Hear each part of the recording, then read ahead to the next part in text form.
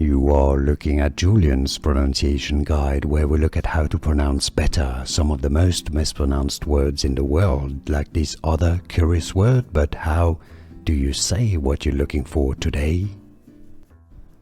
Let's learn how to pronounce this name correctly once and for all. If you want to learn more confusing pronunciations, make sure to stay tuned. I got many more that I'll link to for you at the end of this video. 2 different ways of pronouncing it in English, depending on the origin, the language, the country, the meaning.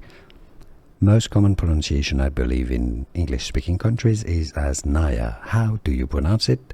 Some say it also as Nia. Let us know in the comments your pronunciation and where you're from, Nia or Naya. Here are more videos on how to pronounce more confusing words and names too many mispronounced. Like this video if you found it useful. I appreciate your support. I'll see you soon and thanks for watching.